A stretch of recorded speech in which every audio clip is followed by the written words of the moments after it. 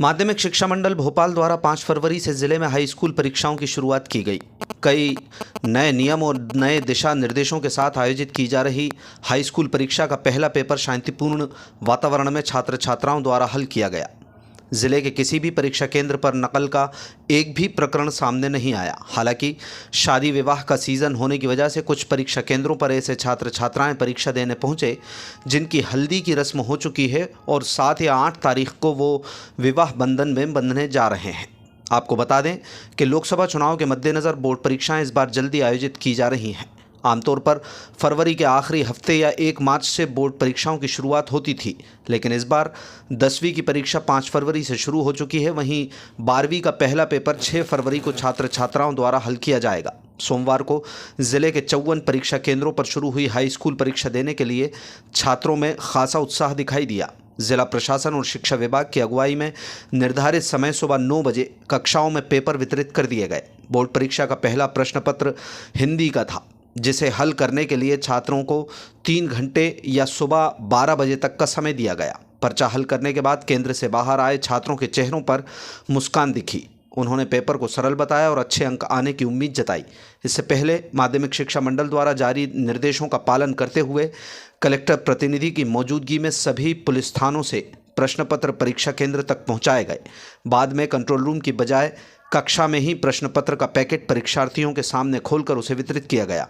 ये पहला मौका था जब केंद्र अध्यक्ष की बजाय कलेक्टर के प्रतिनिधि को मोबाइल रखने का अधिकार दिया गया था, जिसकी मदद से उन्होंने सभी गतिविधियों के फोटो माध्यमिक शिक्षा मंडल द्वारा दिए गए ऐप पर अपलोड किए।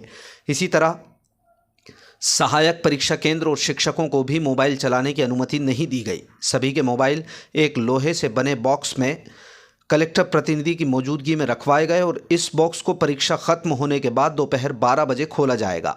एक और नई व्यवस्था करते हुए इस बार सप्लीमेंट्री कॉपी की बजाय एक ही उत्तर पुस्तिका दी गई, जिसमें 32 पेज थे। ऐसा इसलिए किया गया ताकि बच्चों को अलग से उत्तर पुस्तिका की ज़रूरत न पड़े। उत्तर पुस्तिका में पहली बार कोड भी दिया गया था। पुख्ता बंदोबस्त और कड़ी निगरानी व्यवस्था के बीच आयोजित की जा रही बोर्ड परीक्षाओं का निरीक्षण करने कलेक्टर ने एसडीएम, तहसीलदार और नायब तहसीलदार सहित तमाम वरिष्ठ अधिकारियों के नेतृत्व में उड़न दस्तों का गठन किया था, जो दिन भर परीक्षा केंद्रों का भ्रमण करते रहे।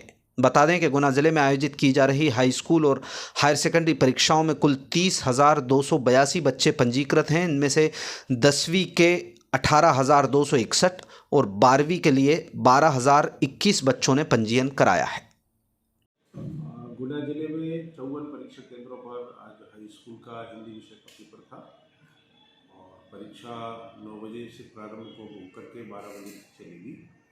इस बार मंडल ने कई प्रकार के बदलाव किए हैं, जैसे कि बच्चों को प्रश्न पत्र पहले कंट्रोल रूम में केंद्राध्यक्ष के द्वारा ओपन करके और फिर संख्या के मान से कक्षों को भिजवाए जाते थे जहां बच्चे बैठे हैं। इस बार जो है कक्ष के अंदर ही 20-20 के 10-10 के पैकेट भेजे गए हैं ताकि किसी प्रकार के लीकेज की संभावना ना हो। और इस बार परीक्षा केंद्रों पर पूरी तरह से मोबाइल बैन है। केंद्राध्यक्ष से लेकर के और परीक्षा से जुड़े हुए सारे के सारे पर्यवेक्षक, सहायक केंद्राध्यक्ष, किसी को भी मोबाइल की चलाने की अनुमति नहीं है।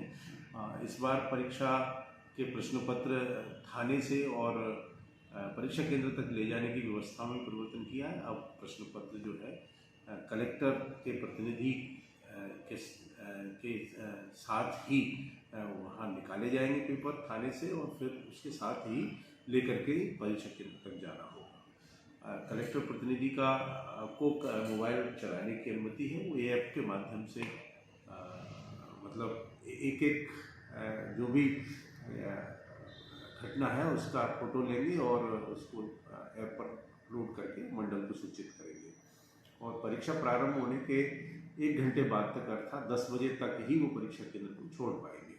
इस बार बच्चों को भी मोबाइल को न लाने की सलाह दी गई है, पर कुछ बच्चे बाहर से आते हैं तो कभी कभार मोबाइल लाते हैं तो उनके लिए एक लोहे की पेटी की व्यवस्था की गई है और वो जो है कलेक्टर प्रतिनिधि के जो है के सामने ही उसको लॉक किया जाएगा। तो इस तरह से तमाम व्यवस्था की। इस बार और उत्तर पुस्तिकाओं में भी परिवर्तन किया गया है। इस बार उत्तर पुस्तिकाएं एक ही प्रकार की यूज होंगी, यानी एक से मतलब 32 पृष्ठ की उत्तर पुस्तिकाएँ बच्चों को दी गई है। किसी प्रकार की सप्लीमेंट्री कॉपी उपलब्ध नहीं कराई जाएगी।